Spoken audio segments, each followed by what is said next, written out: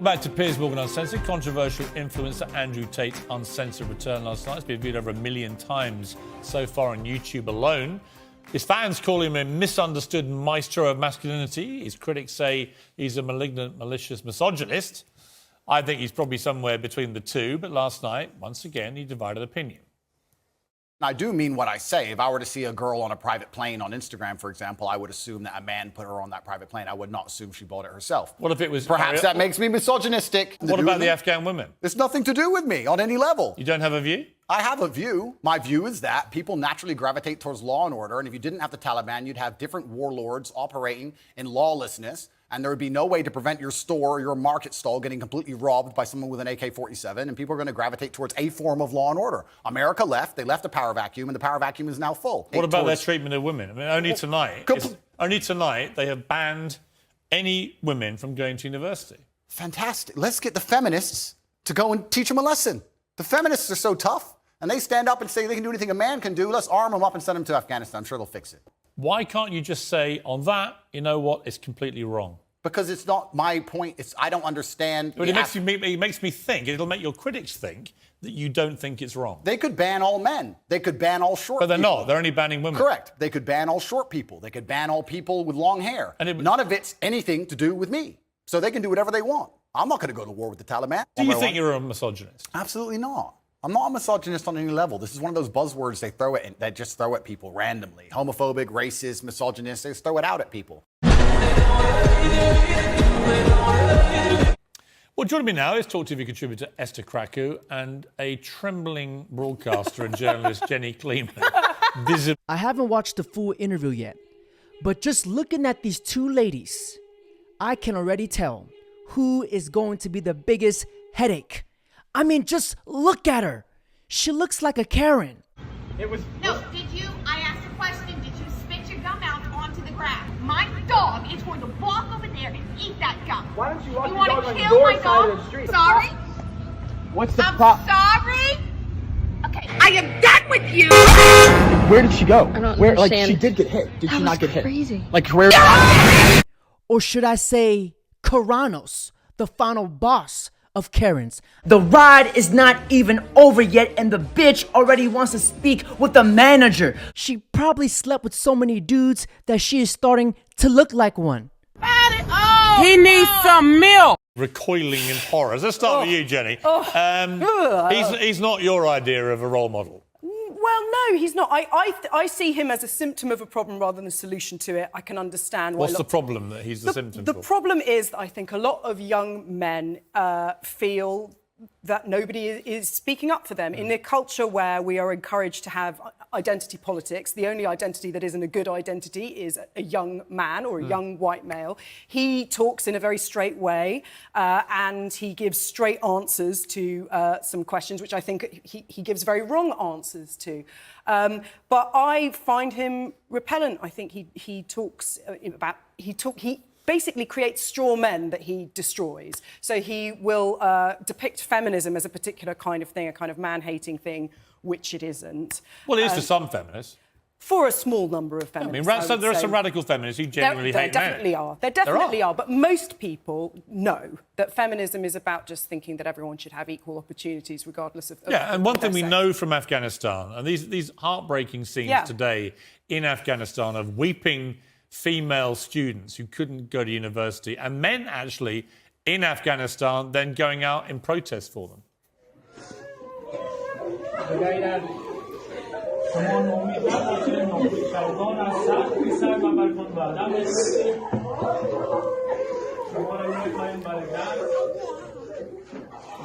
mean, really heart-rending scenes, Esther, here of these young women in Afghanistan weeping because they've been told they cannot now continue their education. And then you've got male students walking out in protest. Very brave thing to do. A bit like we saw in Iran with the men protesting in support of the women being oppressed there. This is where he slightly lost me last night, Andrew Tate. There are a lot of things he says which I understand why young men, you feel a bit lost, why they gravitate to his confidence. He's very good at building business. He's proven it. He's made himself extremely rich doing it. A lot of what he says about masculinity and stuff, I completely would sign up to, actually. Yeah. And his confidence can help people. But when he was not prepared to condemn These the 10th century Taliban barbarians. for that, Yeah. because that to me is an open and shut case. If you don't condemn it, then I'm afraid you've got a problem. And it's Yeah. not about sending feminists in to go to war. It's ridiculous. As I pointed out to him. Which I actually do think is a valid point. Well, it's fine, but a lot of women do actually fight in the armed forces. Yes, so I think the idea what that I none of think them do is also nonsense. I think he was using that to kind of attack the more extreme forms of feminism that says, women can do anything a man can do. And he was using that as an example. Yeah. But I do think, you lose people when you refuse to outright condemn sort of 10th century barbarians like this. But I don't think, when he said it has nothing to do with him, I think he's not willing to get into dicey territory in that way. But it's like you speak in such absolute terms. Why Do you think not? he's a misogynist? I don't think he's a misogynist. No, I don't think so. I mean, a misogynist means somebody who hates women. Yeah, I don't think he hates women. I do think he hates women. I think he thinks I don't think women he does. are nothing. I think he would not know what to do with you and I, Esther, because he does not know how to deal. He gives interviews to people like you or to Hugo Rifkin. He'll give interviews to men. If you think Andrew Tate is a misogynist, you also probably think that the government cares for you and has a purpose to help you. Bollocks! The world is in desperate need of guys like Andrew Tate, a guy who is a motivational and yet an inspirational force for the world. A man who tells the truth. A man who tells you like it is.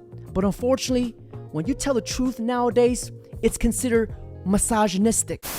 I was a 4-time kickboxing world champion. For 12 years, I trained 5 hours a day, 6 days a week. And I was motivated to train probably about 25% of the time. The rest of the time I went because I am disciplined. If I wake up and I'm unhappy, I will do the exact same things as if I am happy. I will go to the gym the same. I will work the same. How I feel has no impact on how I live my life. We're grown-ups and we have responsibilities and we have problems and we have pressure, and you don't necessarily have to be happy to perform. And happiness will come at the end of the performance anyway. A lot of women I've spoken to about but a lot of women. But he's done interviews with women. I've seen them before on YouTube, Yeah. and he's very polite and respectful. Yeah, and women do. A lot of women do like him. Exactly. There are a lot of women who don't know him who seem to hate him, ironically. But I'm not sure it's as clear cut as he's a misogynist. I don't think he's a misogynist, and I have a brother who's probably within his target demographic, 23, and I can understand why his message would resonate with him because it's normal. I can understand why the it's message normal, would exactly, resonate. for I young just- men to feel like they don't have a place in Western society, and he actually makes that point. I just think when you don't want to outright condemn 10th century barbarians like the Taliban, you tend to lose your case with more moderate people. But again, we're not his target audience. The fact that That's why, his understanding about what's happening in Afghanistan is that it's a feminist issue rather than a human issue. I don't think he said that. Well, no, he did. He said, send this feminists in. It's a human issue where we made all these promises to people in Afghanistan and then we left. Well, let's be clear. We betrayed those women. We absolutely betrayed Biden. Joe As a human Biden, being, in the way we pulled out of Afghanistan overnight, and we betrayed not only people who work with us, the interpreters and so on, but people we who have left died for them. millions of Afghan women have just been tossed back to these barbaric and wolves. servicemen who died for it. But the fact that he sees it, he says, oh, it's got nothing to do with me. As a human being, it should have something to do with it. As someone who says he's No, I agree. it should I have thought it was a something to do cop out there. But albeit, again, a lot of what he says, I could imagine if I was a young man, it would resonate with me, probably for the right reasons. I think he's trying to give people confidence and a belief that being masculine is not actually a stick to beat you with, right? You can be a good masculine person. He used to be applauded.